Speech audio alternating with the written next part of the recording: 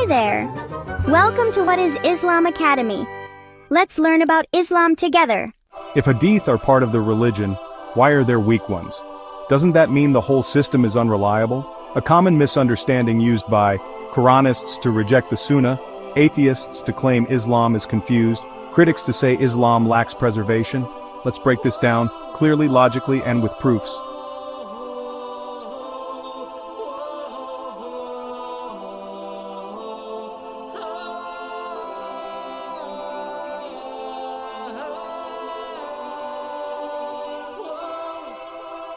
First, let's clarify a critical term: weak hadith. In the rigorous science of hadith studies, the Arabic word da'if does not mean fabricated or false. This is perhaps the most common misconception. To a hadith scholar, or muhaddith, this is a precise technical classification, a label indicating that a specific report does not meet the highest standards required for authenticity. It's a statement about the certainty of the evidence, not a final judgment on the event itself. So what makes a hadith weak? There are two primary reasons. The first and most common relates to the isnad, the chain of transmission. Imagine a message passed from the Prophet Muhammad, peace be upon him, through generations of narrators until it was written down by a collector like Imam al-Bukhari. For a hadith to be sahih or authentic, this chain must be an unbroken golden chain of reliable individuals. A weak hadith often has a discontinuity. This could be a mursal hadith, where a student of the companions narrates directly from the Prophet, skipping a link. Or it could be munqati, where a link is missing somewhere in the middle. The integrity of the transmission line is compromised, introducing a degree of uncertainty. The second major cause for weakness lies with the narrators themselves. Hadith scholars developed an entire biographical science, ilm al-rijal, or the science of men, to scrutinize every single person in the chain. They assessed two key qualities: adala, or moral integrity and piety, and dat, or precision and memory. A narrator could be a wonderfully pious person but known to be forgetful or prone to mixing up details. Their narrations would be flagged due to a weakness in dat, not because they were accused of lying. This meticulous vetting process, documented in massive encyclopedias, is unparalleled in its scope and rigor. Think of it like a modern court of law. You have DNA evidence, which is almost certain. That's like a sahih hadith. Then you have an eyewitness. If the witness has perfect vision and a credible record, their testimony is strong. But what if the witness has poor memory or a known bias? A judge wouldn't immediately call them a liar and throw the case out. Instead, they would label the testimony as less reliable and look for corroborating evidence. This is precisely how scholars treat a weak hadith. It's not discarded, it's categorized. The system distinguishes between sahih, authentic, hasan, good, da'if, weak, and at the very bottom, maudu, fabricated. A fabricated hadith is a proven lie, completely distinct from a weak one.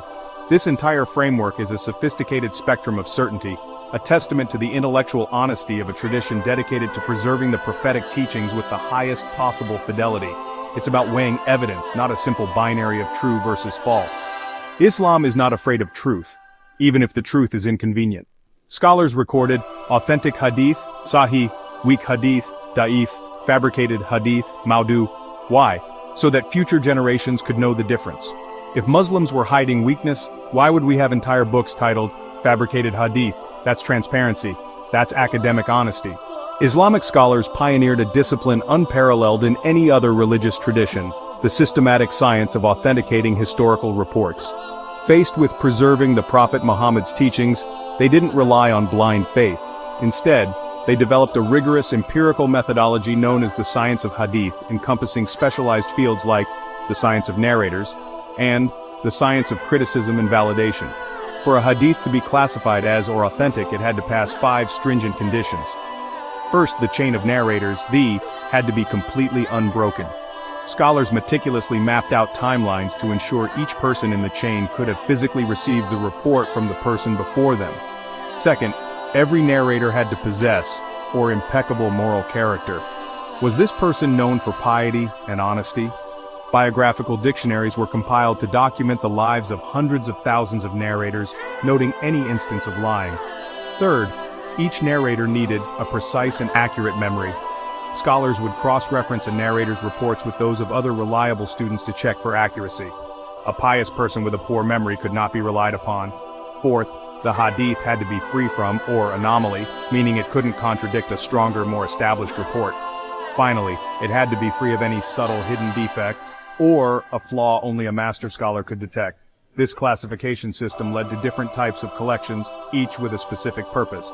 Books like Sahih al-Bukhari are the gold standard. Imam al-Bukhari applied such strict criteria, like requiring definitive proof that narrators met, that from over 600,000 narrations he collected, he included only a small fraction. But what about weak hadith? Scholars didn't just discard them, they documented them for academic purposes. Books like Sunan al-Daraqutni were compiled specifically to list weak narrations and explain they were weak. These were not books for the public to derive law from, they were advanced textbooks for specialists, preserving the critical analysis for future generations. Think of it like a modern scientific database. A medical journal doesn't just publish successful clinical trials, it also publishes studies with negative results. Why? To prevent future researchers from making the same mistakes and to provide a complete, transparent record of the scientific process.